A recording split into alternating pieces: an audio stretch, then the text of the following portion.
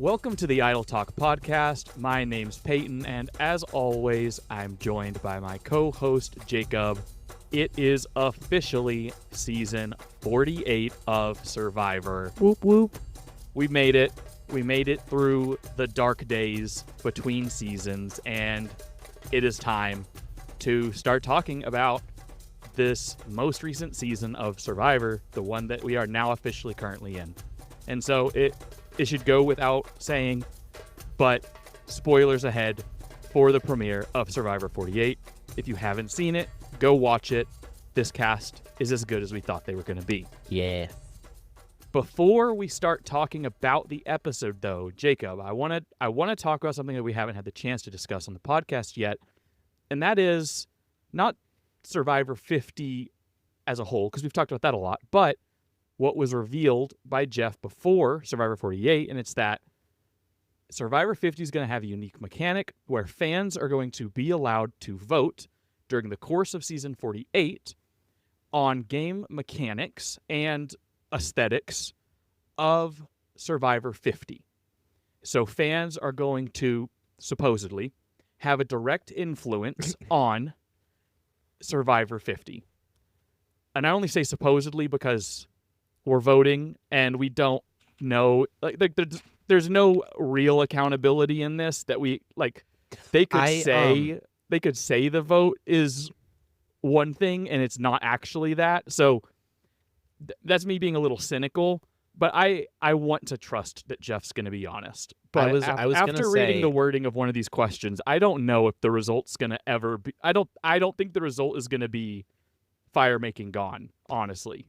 I was gonna say, so we had talked about whether we thought, like me and you just personally, we talked about whether we thought that there was any chance CBS might be using this as like a front to pass off new era mechanics as good because they're like, oh, this is what the fans want. We're gonna keep this as it is because the fans voted this way to kind of squash all the hate that the new era gets. Yeah. I made a Reddit post about it to see if people agreed, and I actually got a lot of feedback of people in agreement, thinking that it's a possibility that CBS could be doing this as a front. And I don't think Jeff would do it, but I do think CBS would.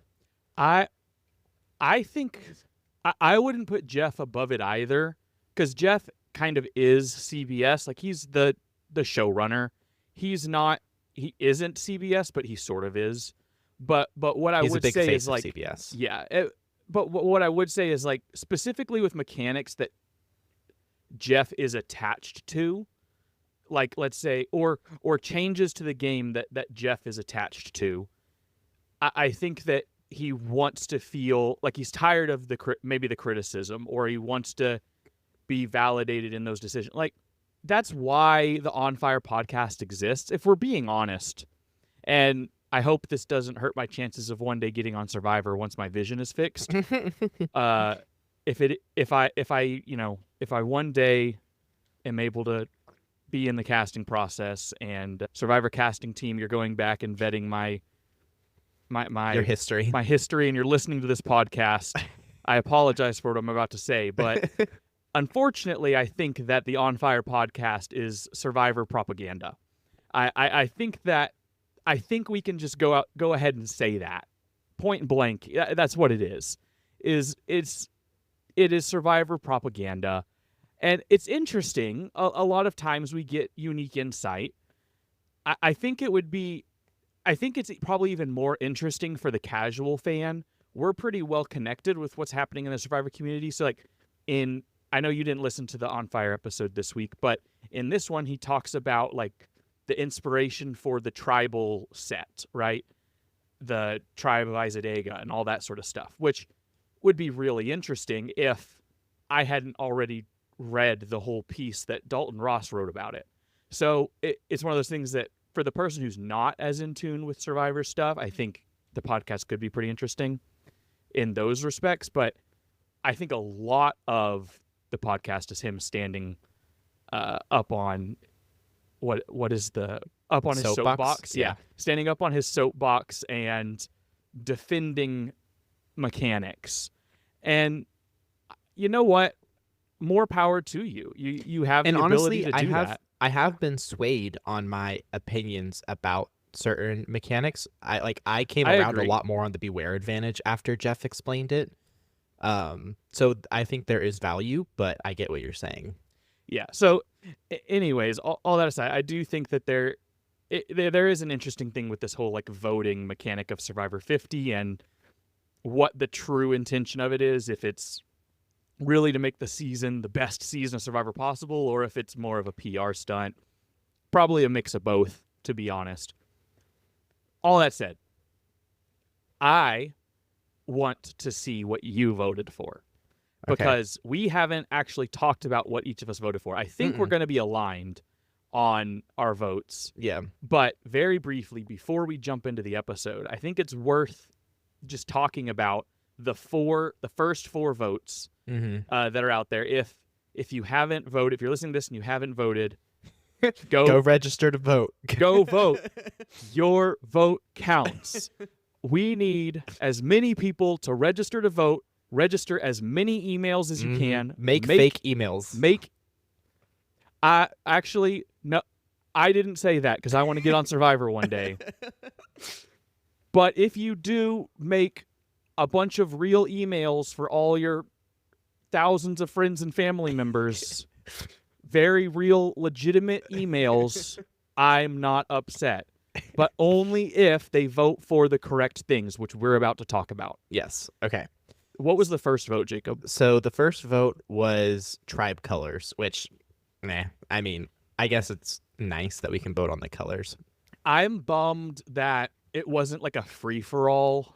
I get that there's like pairings, and I thought you were going to be able sense. to like I thought it was going to be like they'd show you like 10 colors and then you could pick 3 that you want, not preset options. Or if it was like ranked choice, like preferential ballot type thing, and the most popular colors that work well together or something they go with. But they gave combos, and I didn't love the I wanted teal, pink, and black. That's what I wanted. I wanted a black option too, but I picked orange, teal, and the purplish one. Yeah, that's the one. I picked the one with this one. I picked the one that had the teal turquoise in it because it's different from anything we've seen in the new era so far. Yeah, I'm kind of bummed that all of them had like an orangey red shade, and like why are we not like having some more interesting colors? I mean, this is such a minute thing. Yeah. And also the one thing that I am bummed, and I guess the pun intended, but the jury's still out on it. This confirms that we're going to have 3 tribes unless it's going to be 2 tribes and then we're picking the merge tribe. Yeah, so that is that's the question, is if we're picking the 3 starting tribe colors or if we're picking 2 starting tribes and the merge color. And that could be a vote down the line. That's the one vote that I'm holding out for. They've already said, and I don't want to derail the conversation and talk about this right now. I think we need an entire episode probably dedicated to honestly just like for grabs. voting mechanics, and maybe it's after all the votes have come out and what should have been up for grabs, but the fact that we're not able to vote between like 27 and 39 days, or at the very least like 27 and 32 days or something. 26. Or sorry, 26 and 32 days. Like the fact that we can't pick a longer period of time, I think that that's really disappointing. And honestly, I think that's the one vote that everyone wanted. And Jeff's reasoning of it being about like land agreements and leases. Survivor has been there for so long, and they have done long seasons there before. I think that if they needed to do a longer season, they could do a longer season. I don't know if it's about land agreements and leases as much as it is about everything else that goes into the production. I understand it makes it more expensive. It adds a lot of logistics. It's labor. It's all these other things that go into it. And it's not just an easy thing to just flip and do. But for your 50... Flipping, yeah. But it's your 50th season. Yeah. you should. I don't know why we're not considering 50 days. Yeah. I know we can't do 50 players. I mean, because Australian logistics, Survivor does like but, 40 something. Like, I don't know why. Yeah, I mean, Survivor Australia season 2 did 42 days. Like, I don't know why we aren't considering a 50-day season. Just like, I think that would be Epic. like, that's how you make a mark. Don't screw all the other stuff. Just that is what makes it unique. I think that would be really cool. So it's whatever. But Okay. yeah, not to get off track. But that's the one vote that I was really wanting. Yeah, everyone is in agreement on that. But the next one is, do we give them rice at the beginning, or do they have to earn rice? This is one where I thought we could be different. I said give them rice. I said don't. Really? I went back and forth on it so much. Really? And I only said don't because we didn't know for sure if we were going to be able to vote on the length of the season, but I was very confident they weren't going to let us vote because I just know Jeff's pretty stubborn about the short season. So you were voting like under the pretense that it was going to be It was going to be a 26 shortened days. season. Yeah. Yeah. I can see the reasoning when it's a shorter season, but then I saw good justifications for why giving them rice is a good idea. I really don't have a preference one way or the other. I don't think this is going to be as the next two are the most impactful votes. I think that having rice or not having rice, what I would want is like, don't have rice, but have good rewards. That's what I would want. Yes. Like, I want them to be able to eat, but I would like it to be in the form of like epic rewards. Like we talked about that a lot. We had a whole episode about Survivor rewards. You can go back and listen to that. But just plug that old episode. Yeah. That's what I would like. But I said not just because I figured it was going to be a shortened season. But I do think that there's value in it being, in them having rice, being full, and being able to focus purely on just playing the game to their best of their ability. I think either way, I think it's interesting. Yeah. So next, which I'm sure we're aligned on this one, the next, and we got to talk about the way it's worded, is this. Well, actually, can you do the last one and then we'll come back to this one? Okay. So the fourth vote is the reunion, and whether it's the way it used to always be where they did the reunion in LA and they read the votes in LA, or do we do it the way it's been in the new era where they read the votes on site and then immediately have the after show? I voted to have the live reunion back in LA. Same. Yeah. I think that this is the one vote that is going to be uncontested. I would be surprised if, like, I don't know if they're going to release percentages. I would be surprised if it's less than 70% voting for the live reunion. Yeah, I agree. It could be north of 80%. I think my biggest issue, I mean, I think we've talked about this. I know we've talked about this so much, but the live reunion in Fiji is just so boring. I honestly want to turn the TV off whenever it comes on. Like, we've watched the last ones together, so I didn't. But I genuinely am not interested.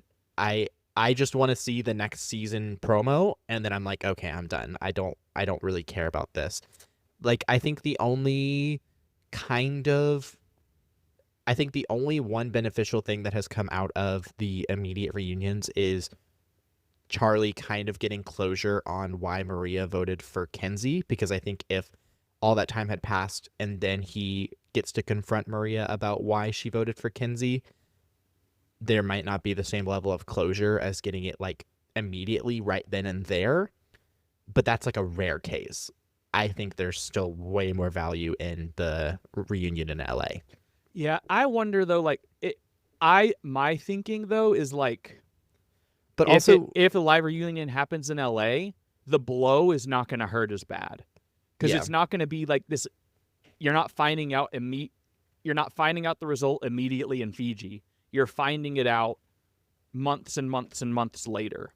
I also don't know why you couldn't just have like the vote reveal on the island right then and there, have maybe a small little after party, and then have the actual live reunion and talk about the entire season. That's how they did that at one point. The problem was with the winner getting spoiled, Yeah. but we haven't had the winner spoiled yet in the new era. I mean, it's happening on the island right now, and it's not a problem. But I know I think that was an issue with it. I do like the idea of it, like it being revealed in that moment, live to the world and to the players. I think that's kind of cool. As a player, I think that would suck, especially if you're one of the three and you got to sit there on it for months.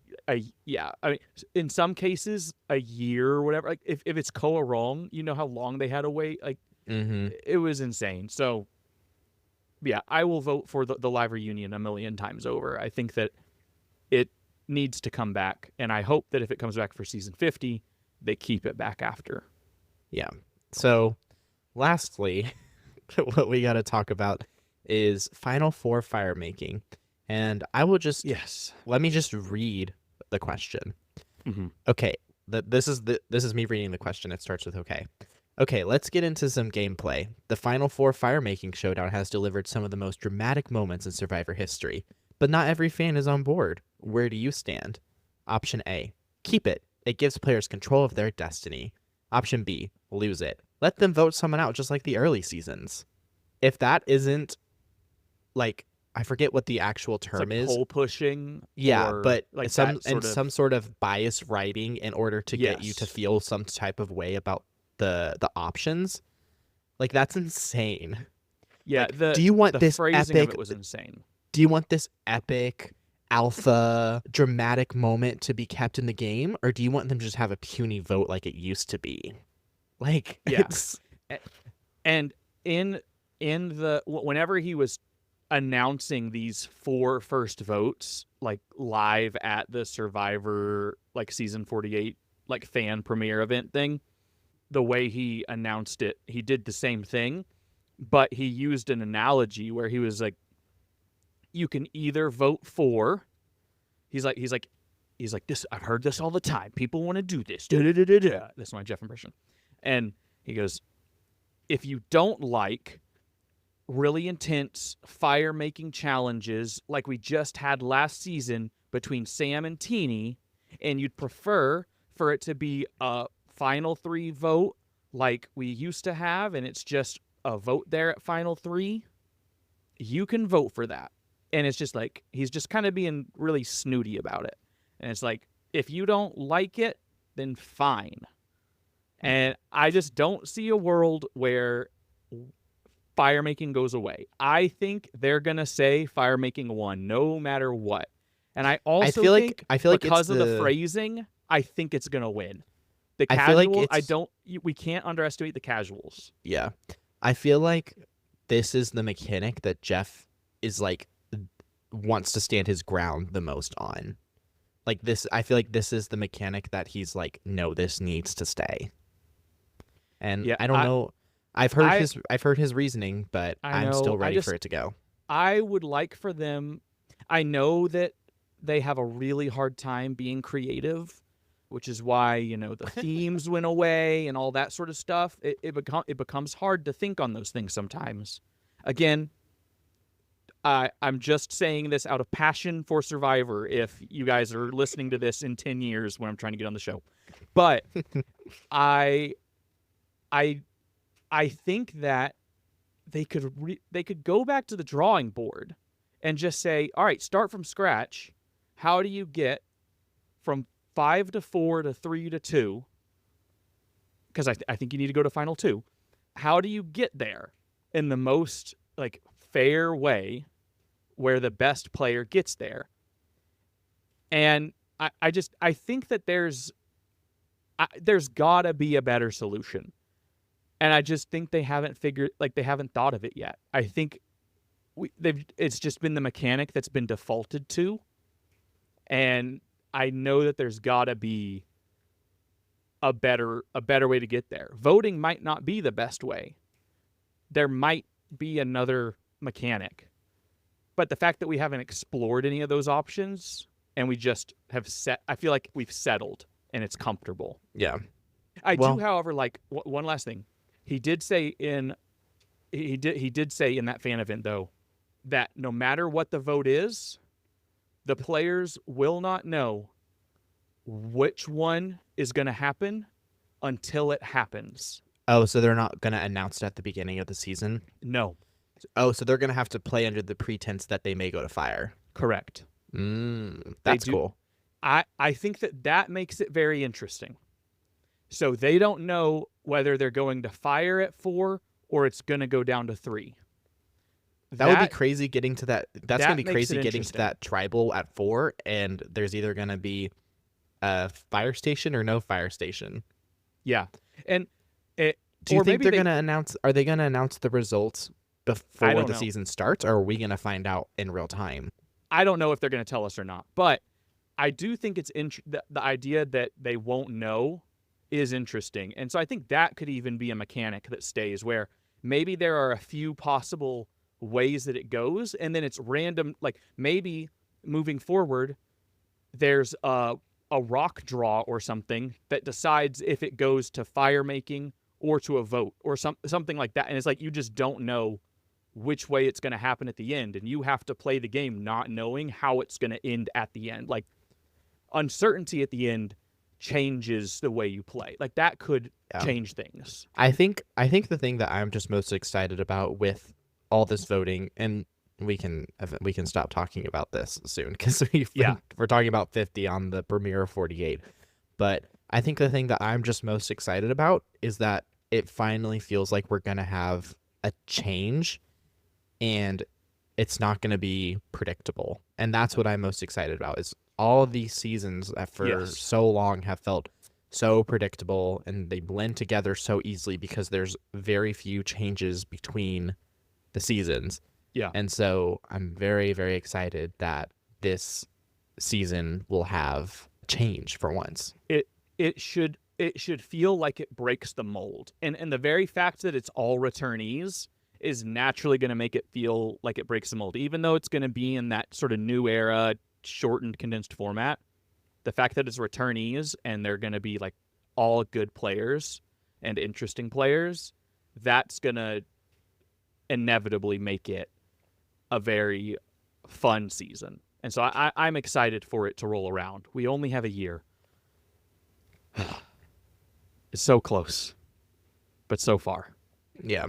The season we have right now, though, is season 48. Yeah. We've been talking about season 50 for a little while, but I think feel really bad for 49. 49's just getting so overshadowed. And the tough part is that like nobody in 49. Well, I guess players of 49 could play in 50, but they would have to be like elite.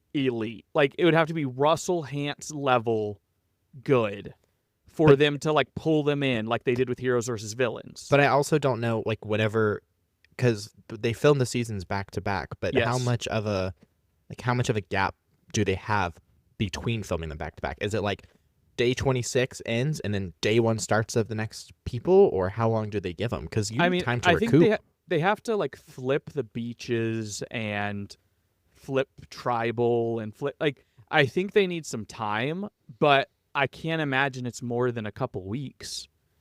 So I don't know. I would be interested to find out how much time was between Samoa and Heroes vs. Villains, because Heroes vs. Villains was in Samoa. They filmed those seasons back to back. But I feel like they have to have already had the cast, so they would have to boot someone. Yeah. They did that with Heroes vs. Villains. Oh yeah, I guess that's true. That I don't know if they booted someone or if someone dropped out and they had an opening. I don't actually know the logistics of how they got Russell in, but they were not initially, because they planned the cast for Heroes vs. Villains in advance, and Russell could not have been on that original cast because they didn't know how he was going to play that game. Yeah. So it would take someone absolutely knocking their socks off in 49 to have a chance to come back into that. But I'm going to say that's not going to happen. So yeah, 49's at a disadvantage where it's like the one new era season that isn't going to have a shot at returning in 50. And if it's a while before we get another returnee season, they're just going to be that kind of like shafted season. It's kind of like the seasons right before 40. Mm-hmm. You know, they were in kind of like a weird spot too. Yeah. Yeah. I think we got to dive into season. We to got to talk 48. about 48. Yeah. And I think there are like a few high points that I really want to talk about. And if we kind of get off track and talk about other things, that's great. But I don't feel like we need to summarize the episode or go through it play by play. Anyone who's listening to this, they've watched the episode. And if they haven't, they're crazy. I do want to start with like the opening of it because I'm curious about your thoughts on how the episode opened because it was the most unique opening to a Survivor episode that I've ever seen in that it opened with showing the their Zoom reactions. calls. Yeah. It opened with them like answering the call and getting that Zoom call and their reaction to being told that they've been cast on Survivor. Mm-hmm. I'm curious how you felt about that being the opening and then kind of mixing that in with the confessionals leading into the marooning. I don't know. I feel I think I can see both. I've seen people really like it and I've seen people really not like it. I can see both sides. I personally kind of liked it. I thought it was fun. I think it's really cool to see people's reactions to getting told that they're on the show and to see how happy they are and to see how excited they are. So I personally, for me, it didn't take me out of the show. Like a lot of people who said they didn't like it, they said it took them out of the stranded on a beach kind of vibe because you're just seeing a Zoom call and instead of seeing them on the boat as much. So I can see the argument for why people didn't like it, but I actually kind of liked it.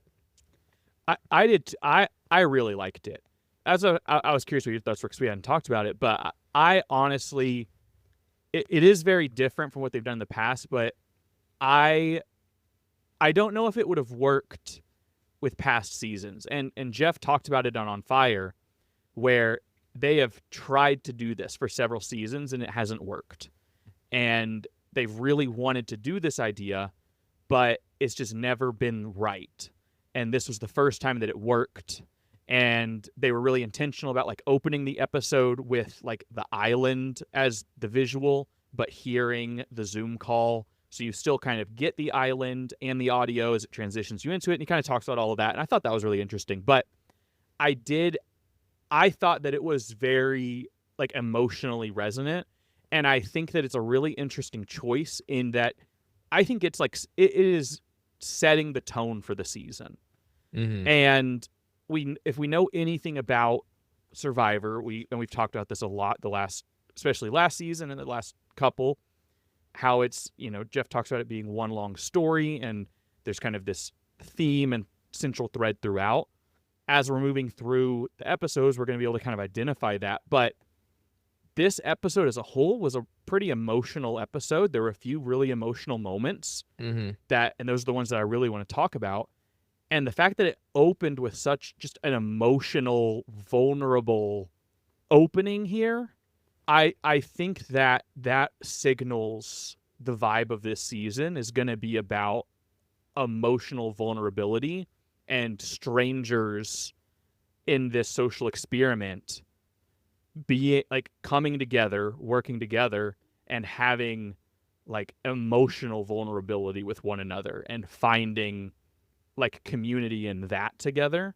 We saw that sort of with Ben and Kinsey a little bit in 46, like in their relationship, but this feels like it's going to be cast wide. Yeah, I definitely got that vibe. I mean, it was a very emotionally charged episode throughout, and it was the premiere. It's the first episode of Survivor to make my eyes well up. Aww. I've never had an episode of Survivor, but like we'll talk about it, but the Eva and Joe moment, I was on the verge of sobbing. Like I wasn't crying, but I was like, oh my God, this is like the most tender thing I've ever seen. And it's like Survivor. What the freak is going on right now? Yeah. And I thought that was like amazing. And I do want to like call attention to the fact that the confessionals here, it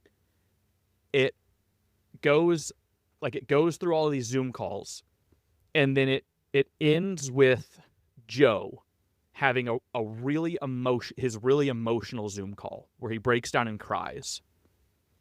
And if you know anything about like Joe's story, we've talked about this. He's playing Survivor. He's not really a Survivor fan, but he's playing Survivor for his sister, who passed away due to domestic violence, and so he's playing in her memory and for her. And so, like, seeing that, and if you know that story, like that moment, like that was another one where I was like, oh my God, this is like, that's tough. Yeah. Like to open up the episode like that. Like right now, I'm like, oh my God, like bro. And then it goes into, he gets the first confessional of the season. Like it moves into him on the island with a confessional. And so I think like that is a very interesting, where they're like, all right, heavy hitting emotional intro. We're going to end the emotional things with Joe, and we're going to give Joe the first confessional of the season. And then Joe's going to have this heavy moment with Eva. This being such a Joe episode, I don't know if Joe wins, but prospects are looking really like Joe's going to have a very good season. I would be very shocked if Joe does not go very far based on this. I don't think you do all this setup and spin up and him flame out pre-merge. Yeah. Well, It was crazy. what is your next point that you want to talk about after the opening? Well, I mean, I think the Matt chats were crazy. I think that's where we got to go. They didn't talk to the Purple Tribe? Yeah. I think that's where we got to go. What was that about? Yeah, so the Matt chats, normally they talk to one person from each of the 3 tribes. And this time they talk to Mitch and Chrissy on Siva, the Orange Tribe. They talk to Kevin on the Green Tribe, Vula. And then they don't talk to anyone on Logi, the Purple Tribe. Mm-hmm. I'm curious, now that we've had about a day to sit on it, last night we were really confused. Has any divine inspiration come to you where you have figured out why on earth they only showed, like why they showed these 3 specific ones? It didn't show one from each of the 3 tribes. My only thought is that they're just going to run the merge. That is my only thought, is that they are just going to steamroll to the merge and then just take over.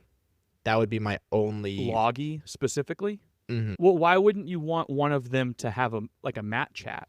Because they're already going to get a ton of screen time, and I mean, this is just my only like theory. No, it's that they're just going to get so much screen time later on that they wanted to give screen time to the other tribes while they have them. I mean, last season it was Teeny, Andy, right? I don't remember. And I remember Teeny. I know Teeny was one of them. Andy, and because I'm pretty sure Andy was one of them. And was then it? I'm trying to think. I don't remember who the other. I don't one remember. was. I don't think it was Genevieve. It wasn't Sue. It wasn't Sam. Annika. Well, it's from the Blue Tribe. It's from Tuku. Wait, sorry. Who did you say that got one? Andy and Teeny? I think Teeny for sure, and I think Andy was the other one. So then it would have been between. Was it Tiana? No, I don't think it was Tiana. Tiana, TK. I'll find out. Kyle, Gabe. I think it was Gabe. It was Gabe. That sounds right. But yeah, I feel like normally it's players that do well. That's traditionally the way it goes. It's almost always players that do well, and a lot of times it's the winner. Like but we caught on to that. 41, so 42, 43, and 44, like in a row, he spoke to the winner. So it's been a little bit since he's done that. In 45, he talked to Brandon and Emily. No, he didn't talk to Emily because he talked to Bruce, remember? And then Emily chimed in, yes. Yeah, so like that was where there was like that, and then anyway, it doesn't matter. But I think that what is your theory as to why he didn't talk to the Purple Tribe? I think they just wanted to mess with us. I legitimately think it was to throw off those of us that analyze the Matt chats. That read too much into the production. I legitimate. That's the only thing I can think of, is that they're just like, you know what? These 3 Matt chats were good. We don't need to do one from each of them. The fans who think too hard, like, we're just not going to do it. Screw it, and break the system. And also, I mean, these 3 players could make it pretty far. I don't think there's anything that says those 3 don't make it far. Between Mitch, Christy, and Kevin, like we had pretty good prospects for all 3 of them. I had higher prospects for Christy than you did, so. But it was very weird to not give one to Loggy, who we both thought was the strongest tribe out there. So, and from this first episode, and we're about to talk about the challenges, very easily the strongest tribe out there. I guess let's just go straight into challenges then, like marooning, and I mean, Loggy dominates, wins it. Do you think that, 1, do you think Jeff's aware of Purple Curse? And 2, do you think that he intentionally loaded Purple Tribe so that way Purple Curse goes away? There's no way he doesn't know about Purple Curse. I mean, if I'm getting on the beach and I get handed a purple buff, I'm saying, but or just crying in the jungle by yourself, just like, oh my god, I'm dead. But he has to. Or probably not by yourself, because then you're going to get voted out for hunting for idols. Yeah, and I'll be like, I'll come back to the beach. No, I wasn't hunting. I was just crying. I was just crying because we're on the purple tribe. But he has to know. He's aware of what people say in online spaces, so I'm sure he's aware of the Purple Curse. I think he intentionally stacked it to get rid of it. Probably not. But then again, this is a very, very physically fit cast. So anything's possible, I guess. It is, and it's just, this tribe is loaded physically, and they have brains, and this is a hard tribe to beat. I think that there's a good chance that they, well, actually, okay, I'll take this back. I think they do go to tribal once, but only because I think On Fire spoiled it. Yeah, what'd they say? No, so they didn't say anything.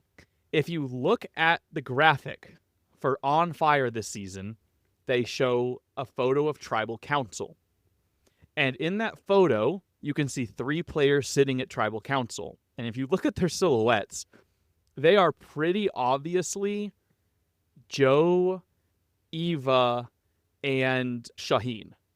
It's like pretty clearly those 3 players. Mm-hmm.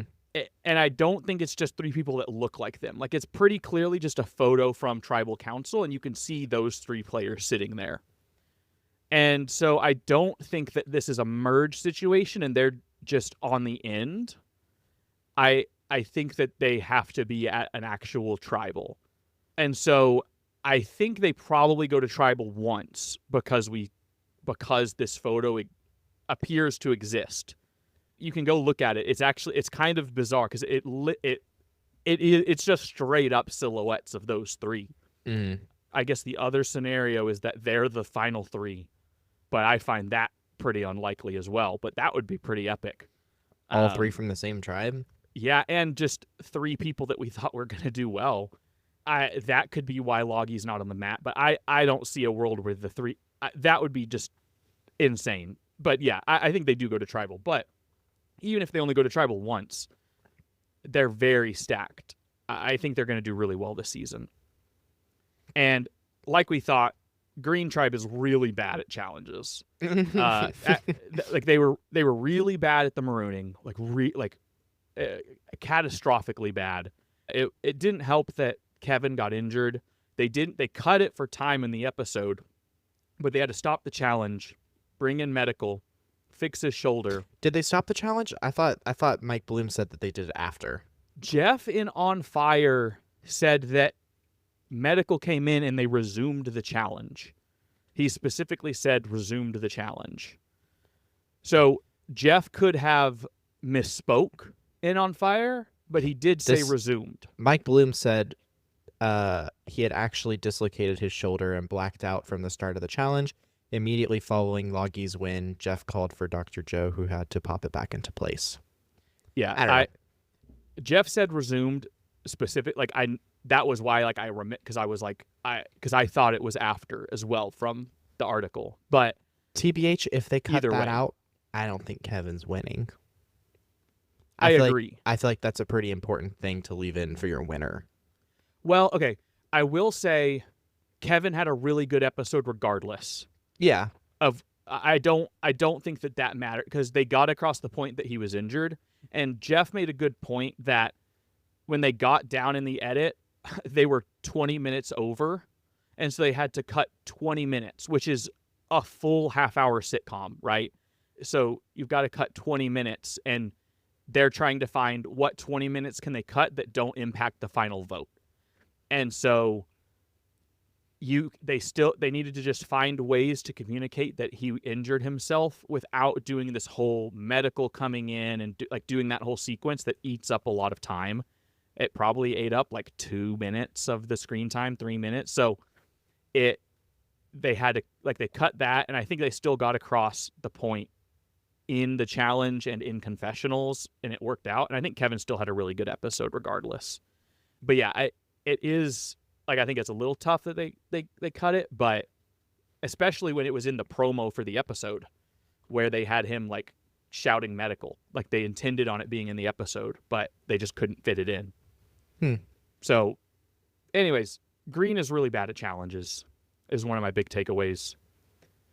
Is there anything else from the marooning sequence before we get to all the tribe life stuff? I do want to say they got so muddy. It was so muddy. It's more mud every season. I'm trying to learn the names of these people, and then you just cover them in mud, and I can't tell who they are. Yeah, they just are all drenched in mud, and it's so gross. It's so rough. But it is. I mean, like Jeff said, I mean, it is survivor baptism. Yeah, and I honestly, at this point in the new era, it's iconic. I think that it's one of those things that I'm okay with staying. It's rough. Oh yeah, I'm not mad rough. about it. I have no just think problem with it. It's just it's brutal. It's a lot of mud. Pristine mud. Pristine mud. But yeah, in the words of Thomas's friend, it's brutal out here, in this mud. Oh, I was like, what? Yeah, I think that the best place to go next, but I do think we probably talk about the journey with Kyle and Kevin probably in a minute, but I want to say on that real quick. I mean, I guess we're gonna go ahead and talk about it, but the fact that I guess I didn't process it in the episode because I didn't realize the extent of his injury. But I thought he just hurt his shoulder a little bit, and then he wanted to redeem himself for not helping out in the challenge afterward.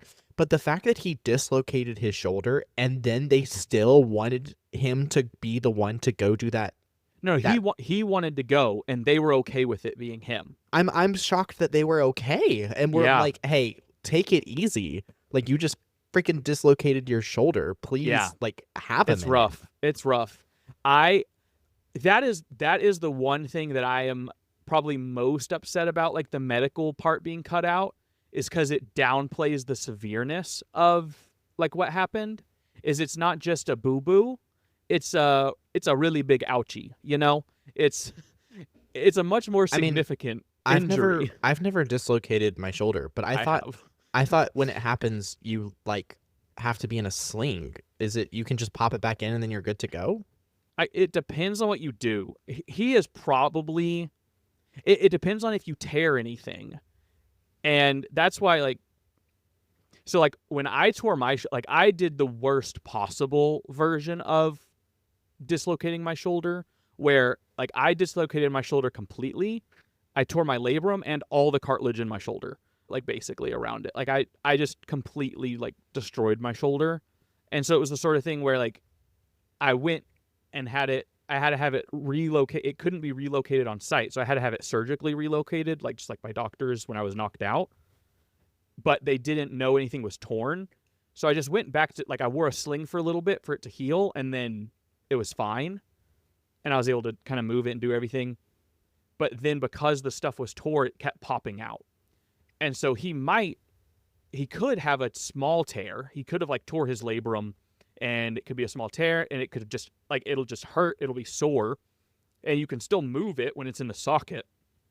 But if he has a tear or something, then when he goes to do something, like if he extends his arm backwards or something, like what I did, like I was at a football camp and I like went to catch a pass, reached my arm back, I caught a football, and the momentum of the football pulled my arm backwards and pulled it out of the socket. So the football literally pulled my arm out, and so I jumped, like I fell down to the ground, and then I landed on the ground. The coach that I was with came over, he put his hand on my shoulder to ask if I was okay. Don't know why he touched my shoulder when I was holding onto it, because I was like, ow. And he hit it like with enough force to ask if I was okay that it popped back in on its own.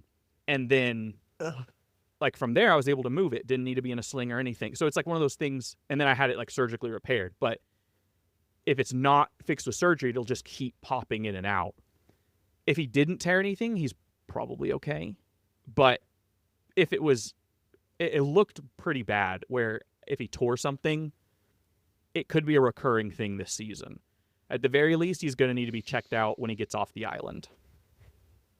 But I do commend him for going out and do, like you were saying, like doing everything he did and winning. I guess we can go ahead and talk about that bit, but like winning the whole sequence, winning the pot and machete, and doing that all with a hurt shoulder. Because like I know how that like the soreness that it feels after your shoulder's been, like it dislocates and you relocate it and all that. Like it's hard to just like lift that arm because it's very just sore and raw and hard to kind of do anything with it for a little while. And so the fact that he was able to do that and win was really impressive. How do you feel about, like, I guess his performance and his approach to the challenges versus like Kyle? Because they took very different approaches to the tasks set before them. I will say I want to give a shout out, because I feel like we need to give credit where credit is due, and we often don't give credit to Survivor. But I do want to give credit to Survivor in this aspect, that I thought it was really cool how they were kind of like accomplish these however you see necessary. They weren't I liked that a lot. They weren't like, you need to do this and this and this and this and this. It was like, you just need to get this pot down. However you want to do it, go for it. But you just need to get this pot. So I honestly really like that, because I think we have like the direct comparison of like brains versus bronze, of Kevin trying to get it with the, like, scoot it off with the pole and do like that kind of way.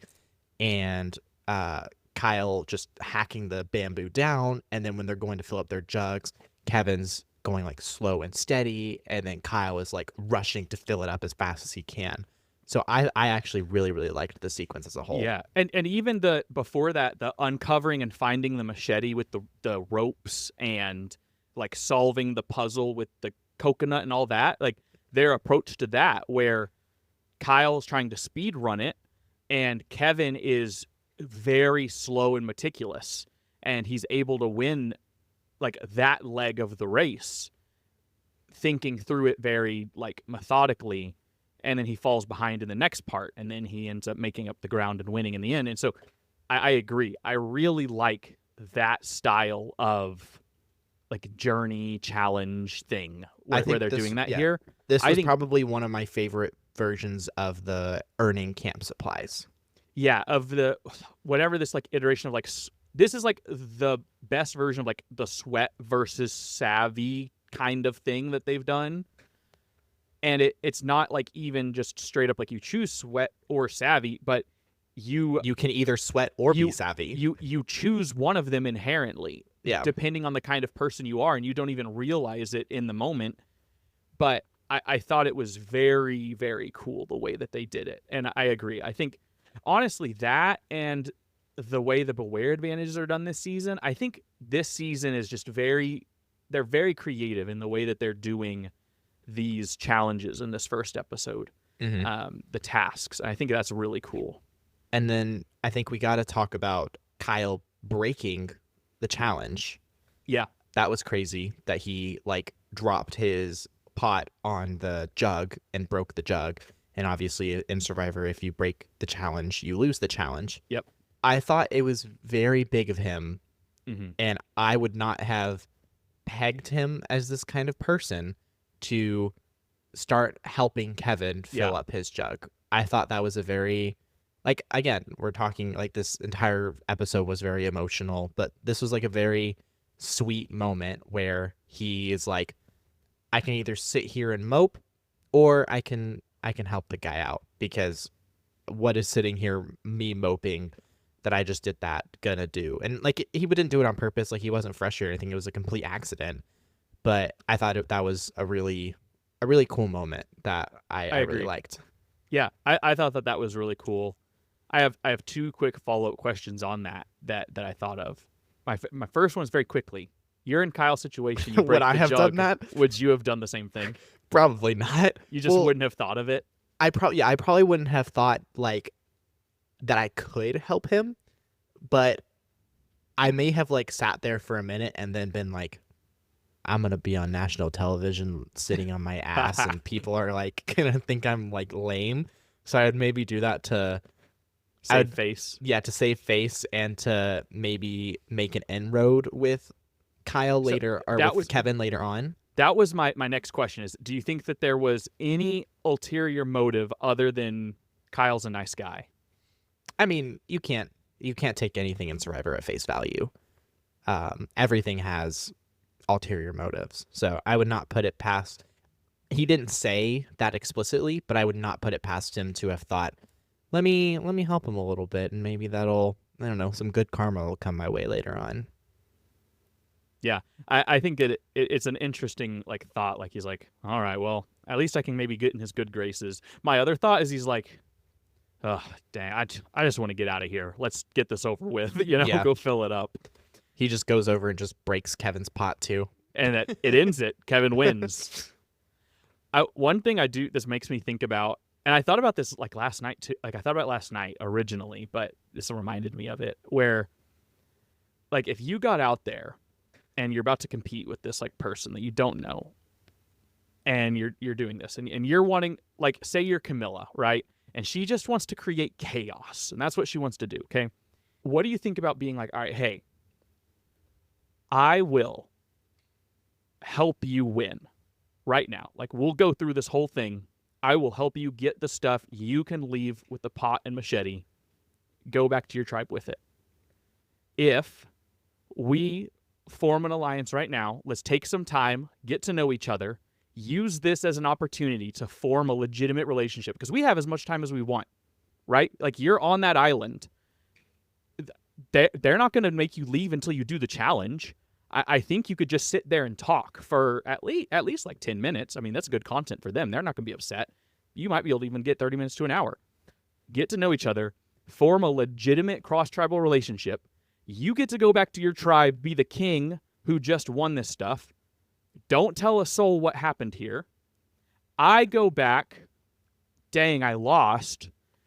We now have, if we both make it to the merge, we have a alliance that nobody knows about. We bring alliances into the merge, bring them together, and we come, like, is that something that is possible? Like, could that actually work?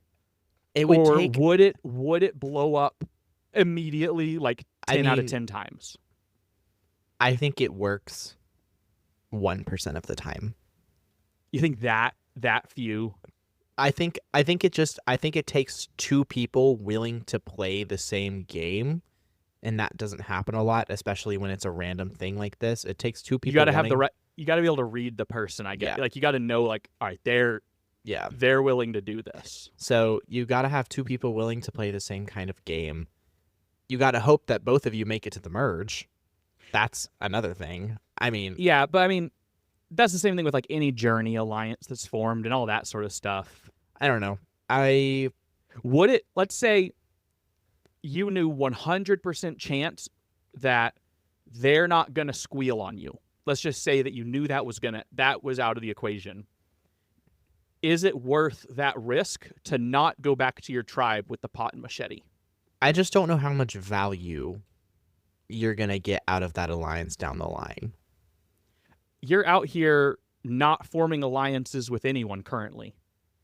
That is true. So it is you're at wasting time. You're at a disadvantage. Yeah. They're forming alliances, you're not. So at least you're both forming an alliance in a moment where everyone on your tribes is forming an alliance. Yeah. And then you're able to go back, integrate, and you have this alliance that you can take into the merge later. Yeah. I mean, it's definitely something to consider. I probably would not do it, but it is the ultimate high risk, high reward. This is the moment, Survivor casting. If you're listening to this episode still after all the negative things I said earlier, now should be the moment that you're like, okay, he's a player, and maybe I get that callback. Mm-hmm. I want to move to just some player dynamics before we kind of get to the end, like as they're all getting to know each other on their respective tribes before we kind of come to the end of our time. And I think one player we just like have to talk about from this episode is Say. Say had 21 confessionals.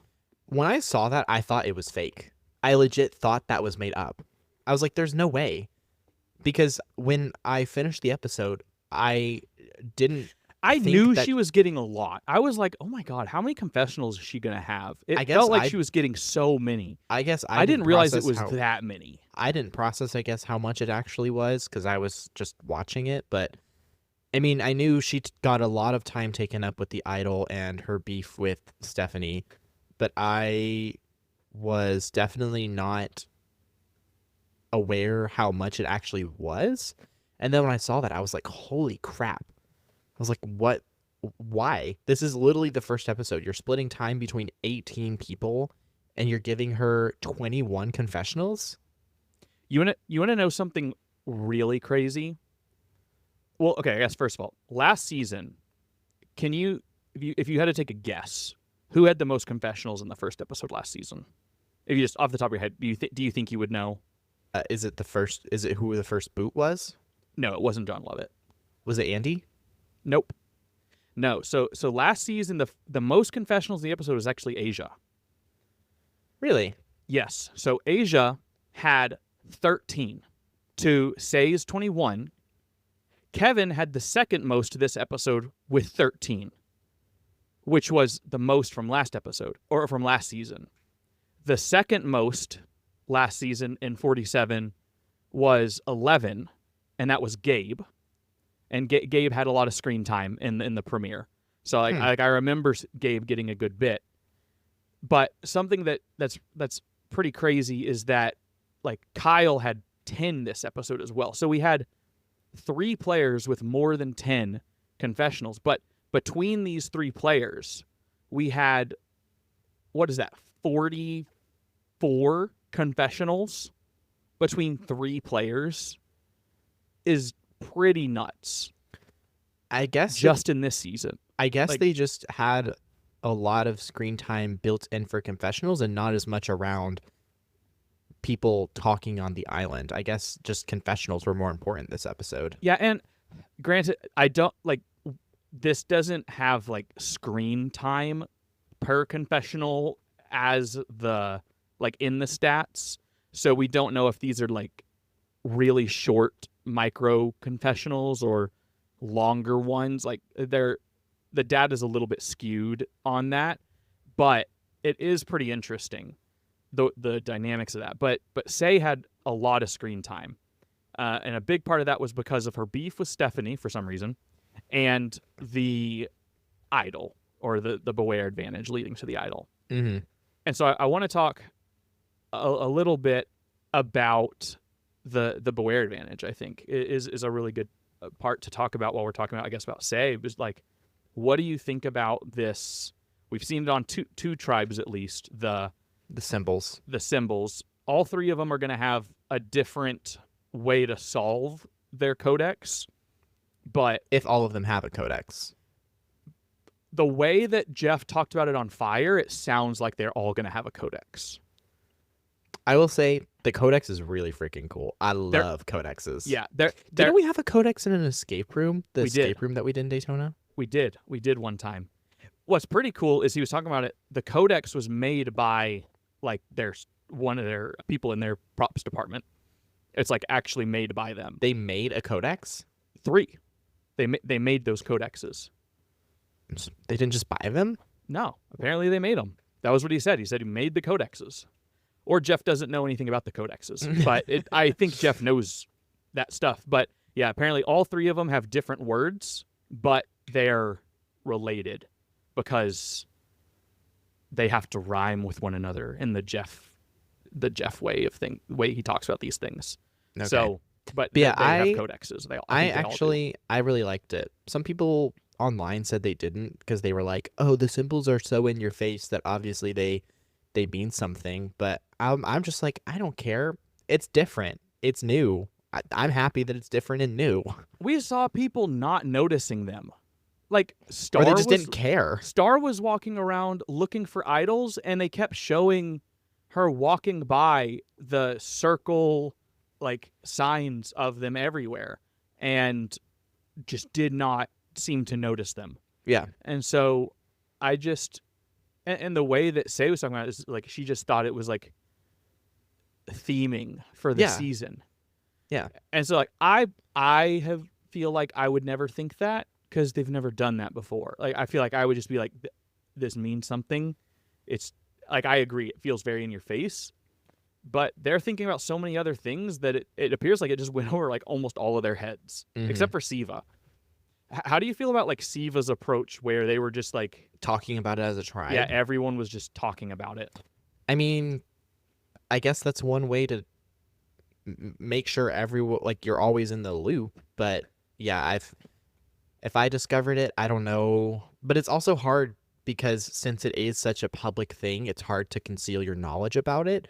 So it definitely is a plausible tactic to want to like be open about it and talk about it. So I get it. I get it to some extent. Yeah, it's very interesting. I think that like Charity even says, she's like, I wouldn't have done that. So yeah, I don't know what's going to come of it, but I hope that someone finds the Codex and solves it in secret while they're all trying to figure out what all the symbols stuff means. Yeah. While someone actually knows what they mean. Mm-hmm. I think that'd be really fun. I think I kind of want to know who are the players that stand out to you from this episode. I think Eva and Joe stand out pretty heavily to me right now. I'd say, honestly, Thomas stands out a lot to me. He had a much better episode than the way he integrated with this tribe was much better than I expected. I agree. I did not expect him to hit it off with Joe and Shaheen. Yeah. I didn't think that was going to happen. He didn't think that was going to happen either. Yeah. I love the California Girls Alliance. It's so good. So good. So good.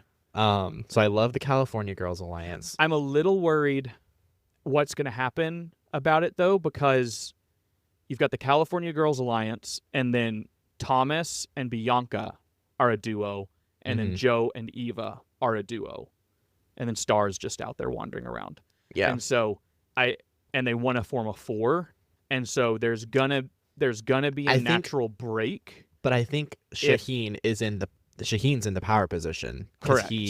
He is gonna be the deciding factor. Yes, he's gonna be the one to choose but this makes it pretty apparent that unless Star finds an idol, which Star's the one out there looking, unless Star finds an idol, Star will be the first one to go from this tribe. And then after that, it is going to probably just come down to Shaheen, which way he wants to go if they were to go to tribal a second time. Yeah. I do think there's a scenario, though, where they go in as like a 5 to the merge and are pretty tight, but having like 2 pockets of like 3 of like a pretty strong 3 each way, and then a relatively strong 5. And that would be a very interesting dynamic to take into the merge. I think Say is a standout this episode. I thought it was funny that she, like, in her confessionals where she was like talking about all these women that were pouring into her and empowering her and lifting her up, and then she goes and forms an alliance with only men. Well, what I thought was just crazy was how fast she just jumped into strategy. It was, they immediately landed on the beach, and she had no small talk. It was, and she was like, "We're four, us four, right now." Yeah, well, she tried to talk to Stephanie and Mary, and they didn't want to talk strategy right away. And she was like, "Nope, this isn't going to work." And so she went away, and she was like, "All right, you guys want to be a 4?" And they were like, "Sure." And that was that. And it was over. And it was like, what the freak just happened? And then she just got so mad at Stephanie because Stephanie didn't want to talk strategy on day 1 because Stephanie was trying to play it slow because her and personality, build relationships. because her personality is to be overbearing and personality is to be like over the top, and that Kendra and like watching the episode, I was pretty Kendra, Emily flipping, like she felt like that, but she was playing measured, where she didn't want to like put people off, and in doing that, like Say didn't like that. I think if she would have just been herself, Say would have liked that, and she probably would have been fine. Where if she would have been aggressive and Say is aggressive, they would have just formed an alliance together. But because she was trying to be measured, it didn't work out. But I think the fact that like Say had so many confessionals this episode, like so many, and is playing so aggressive and has an idol. Everyone sees her as a threat. I do not think she makes it to the merge. Yeah, and I would and like I said in our last episode, like when we were doing our kind of our predictions and analysis, I think if she makes it to the merge, she is like the merge boot, the split vote boot. She's one of those boots when everyone sees her, her tribe is going to be saying she's a player. I thought that other people were going to like see that she's a player. I don't even think they're going to have to see it. I think it'll just straight up be her tribe that's like, she's here to play. She's really aggressive. We need to get her out of here. I honestly, I mean, we're kind of jumping to the end of the episode here, but I think that's fine. Yeah, we're running low on time. I was really shocked that they sided with Say.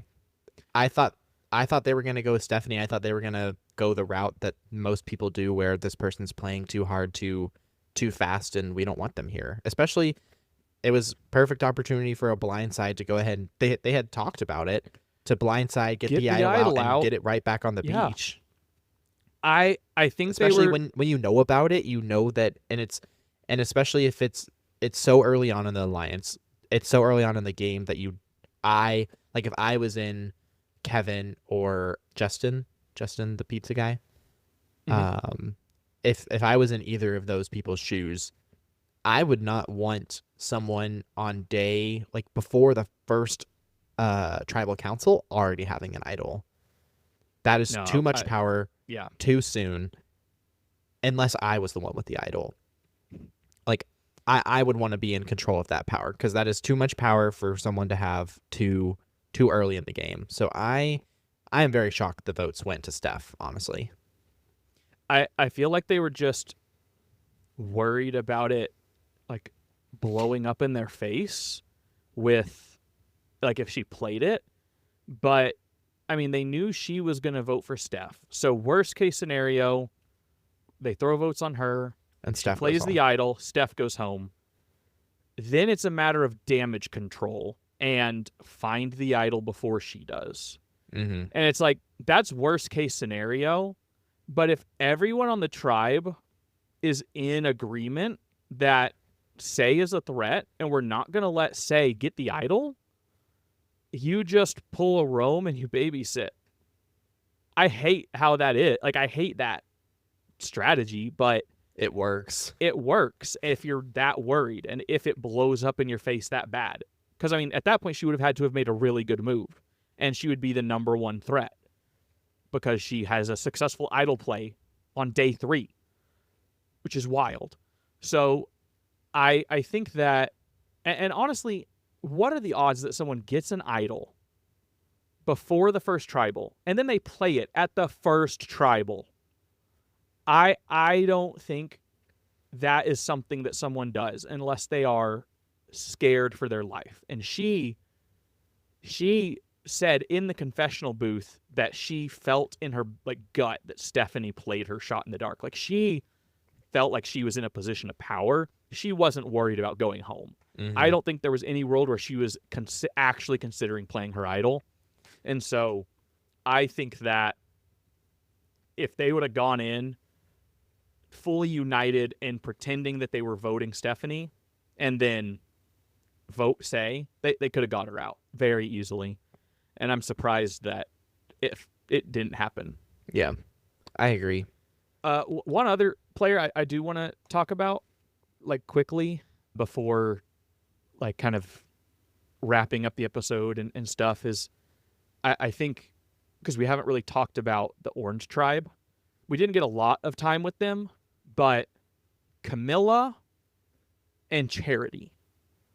There was, like, Kamilla is all in on this creating chaos thing.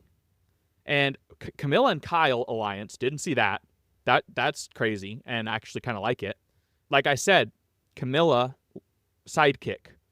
She's attached to Kyle, and I think they're going to be inseparable now. I think they're just going to be an alliance, a duo. But the fact that she just, like, was like, all right, Charity is, like, target number one, and casts all this, like doubt on Charity and all this stuff against Charity, and then that forms an alliance for her. I'm curious, do you think moving forward, is this going to blow back on Kamilla, or is it going to result in a Charity elimination? Who's more likely to, if this is actually like a battle between the two of them, who's going to leave first, Kamilla or Charity? I mean, right now it seems like Charity's on the outs. Mm-hmm. Which I'm sad about, because Yeah. I'm like, I was rooting for her. She was both of our first, like, if I would have picked first, if I would have picked first in the Orange Tribe, she's who I would have drafted. She was my first first pick from that tribe, yeah. So I hope that she doesn't go out, because I really like her, and the faces she was giving during the last night's episode were great, so good, so Jim Halpert coded. But looking at the camera, I saw a tweet, and it was like, Charity becomes the first person in Survivor to be targeted over the way she likes her steak cooked. I thought that was, but to be fair, getting your steak, what did she say? Well done or medium well? Psycho behavior. So, I'm not mad. I will say I would also vote someone out for saying that they get a medium well steak. So that'd be a reason for voting them out. Mm-hmm. I can't trust someone that orders a medium well steak. You know what? Fair enough. I don't like eating overcooked food either. Yeah. Are there any other players that stand out to you that you want to talk about before we move to, like, broader season predictions and wrap up the episode? There is. It's not.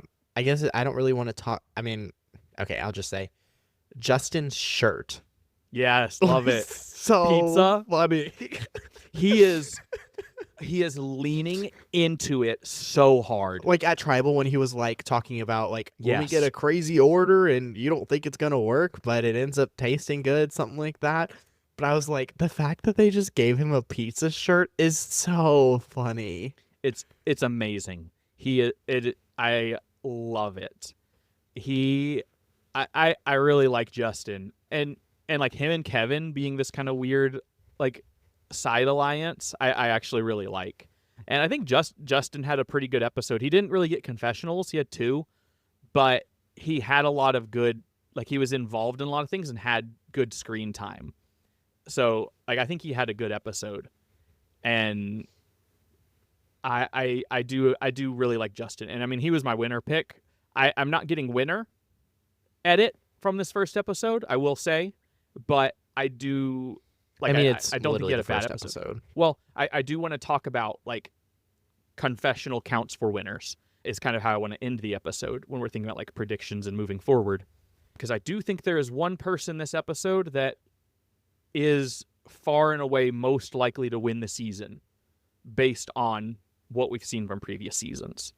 But before we do that, is there anything else that you want to talk about from this episode or any of the players or anything like that you feel like we missed? No, let's talk some analytics. Okay. So the last thing I want to talk about is when we're looking at confessionals from previous seasons. I grabbed confessional counts from the winners of the every New Era season, so 41 through 47. Who do you think has the most confessionals of a New Era winner in their premiere episode? In their premiere episode? Yes. Because that's what we're just looking at. We're looking at the one episode sample, their premiere. D? No. D has the least. She is tied with Erica for 2. Okay. Both of them have 2 confessionals in the premiere. Which is shocking. What, you thought they'd have more? D? Yeah, absolutely. I thought D would have more. I mean, Erica, I'm not surprised. Season 41, I think you could throw that out of the data set because I calculated an average for these. I feel like I could grab that and let me remove 41 from it. I mean, Erica has one of the least confessional counts of any winner in Survivor history. I think she's bottom 10, I think. The average goes up. Actually, wait. Okay, if we remove 41, the average lines up exactly with the person that I think wins now based on the premiere. It's the exact number. Okay, so is the most Rachel? Rachel is tied for second most. With how many? 7. Is it Marianne? No, Marianne has 6. Is it Kenzie? Kinsey has 5. Gabler? Gabler has 9. And No Jam way. Jam has 7 as well as Rachel. Gabler had 9. Nuh-uh. Did Yes. he really? Yes. What? Gabler had the most. Gabler skews the data set heavy. That He makes has no sense. far and away the most. But they have, if you include Erica's number, average 5.4. If you remove hers from the data set, average of 6. I was going to say 6 probably feels like the number that a winner would have. This season, 2 players have 6. Could you guess who those 2 are? I hope one of them is Shaheen. Shaheen had 4. Oh, man. I don't know. Just tell me. One of them was Kamilla, who I don't think wins. Mm-mm. The other one is Eva, who feels kind of right after this episode. Yeah. Because I think Joe goes really far, potentially with Eva. And Eva could win. The other people who are kind of in that contention, I would say anywhere from 4 to 7 feels like an okay range. So the players with 4, Joe, Shaheen, David. Then there are no players with 5, and there were the 2 that had 6. And then no one has 7. But I will say this is a very weird season because there were 3 players with 10 or more. The data set is skewed really bad. We also have to take into account the fact that now we have 2-hour premieres, whereas before we had 1-hour episodes. So that is also something to consider. We're saying pre-47. Well, we had a 2-hour premiere last. We had it in 47. Did we have one for 46? I don't think so. I think last season was the first one with 2-hour episode 1 and 2, and then. When did they start hour-and-a-half episodes? 45? I think they started hour-and-a-half episodes in 45. Yeah, it was around there. Or maybe I can't remember exactly what they did, or if in 45 it was an hour-and-a-half premiere and then normal hour episodes. I can't remember when they started it was somewhere hour-and-a-half around normal. 44, 45. But I will say though I don't know how much bearing that has on any of it because the numbers have stayed pretty consistent for the winners across the board. And even if that's the case, last season, Rachel had 7. So she still had a really high number. And it was the same as this season. And it's the most recent season if you're looking for the most similarity. But I think the fact that this season has these 3 outliers in the data set, I think you could go to lower numbers. And like, I think someone with a lower number stands a chance. Like, I don't think we can just like look here and say like only Evo stands a chance, or only like Shaheen, or Thomas also had 4. Sorry. Yeah, Shaheen, Thomas. Did I say Thomas before? Shaheen, I don't think Thomas, so. David, and Joe have 4, all of them. So like only they stand a chance. But there are also players that had 3 and players that had 2. I will say players that had only 1, I'm a little worried. That's never happened. So the players with 1, Bianca, Chrissy. 2 players that only had 1 confessional. No player has ever won with just a single confessional in the premiere episode, at least in the new era. So Yeah. even Erica, who had the lowest of any winner by a large margin. So I do think that is worth remembering as we move forward thinking about winners. And Stephanie also had 6, who was eliminated. Yeah. So, but I think that it's good to kind of point out these numbers as we're moving through the season and we're thinking about who's actually kind of likely to win. And like last season, we were looking at the 0 bombs and all that sort of stuff. So I wanted to bring that up because I thought that was really interesting. I guess to move forward, do you have any predictions going forward about like do you think that the Green Tribe is the one moving? Are they going to go back to tribal next week? Do you think it's a different tribe? Is there anyone that you think is on the hot seat? Anyone that you think is in a power position? Like, how are you feeling about this season so far? The Green Tribe definitely gives disaster vibes. I would assume if they're still wanting to stay with, say, Mary is in the hot seat on the Green Tribe.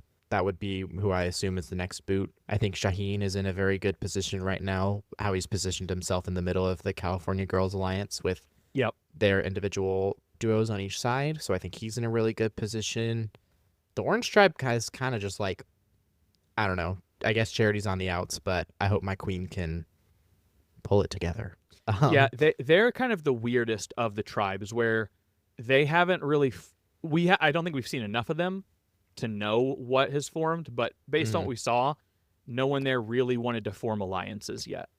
We also, I mean, we've been talking for so long, but we didn't really talk about the drama at Tribal and how, like, kind of heated it was. How Say and Stephanie were going at each other pretty heavily. Yeah, well, I think, like, Say was the aggressor in that, and just clearly, I don't really know what her problem was. Like when she was like, my thing is like, when you have your head in the clouds, when are you gonna like be here in reality? And I was like, well, okay. It's like, why? You can look at the stars at home. You know, you're on Survivor, and it's like, yeah, what? If I'm on Fiji, I want to look at the stars. But also, taking in Fiji does not mean you're not playing the game. And I think she was just...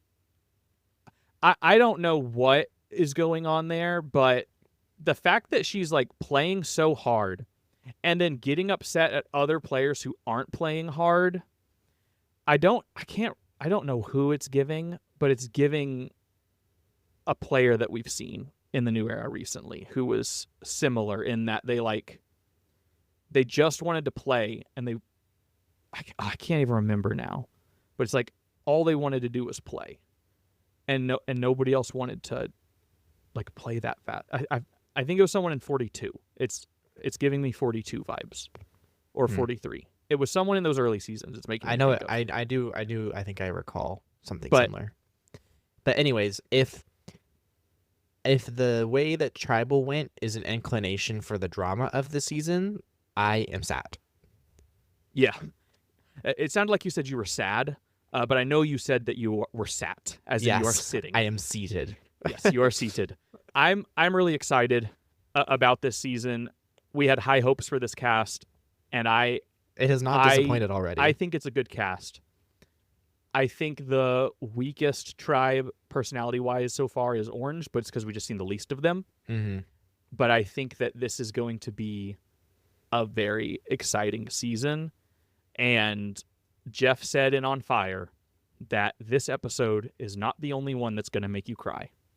So, I think the whole idea of this season and the idea of like emotions And we've had like the idea of like playing with your emotions being kind of like a core idea of the new era before, but maybe not even playing with your emotions, but just like being vulnerable. I think that's gonna be the core theme of this season, and I'm very excited because I think these are going to be some of the most complex players and characters that we've seen on Survivor in a long time. Yeah. Is there anything else that you want to say about this first episode of Survivor 48? No, I think I'm ready to wrap up. You got anything else to say? Get out there and vote. Yeah, I will say, do your civic duty. Do your duty as an American citizen. or a citizen of another country. Oh, yeah. I guess not only Americans watch this show, but... Yes. Wherever you are, do your part and vote. Your vote hopefully matters. And your family's votes, all 1,000 of your cousins. Yes. Please, we need to take down Final Form fire making. Or at least get the live reunion back in LA. That's the one. That's the bare minimum. That and teal buffs. Tribe color. Teal buffs. All right. Well, we've been talking for a very long time. So with that, we will wrap up our first recap episode of Survivor 48. If you enjoyed, we would really appreciate a rating/review wherever you listen to your podcast, as it helps us grow. Additionally, you can follow us wherever you get your podcast so you can stay up to date on all of our episodes.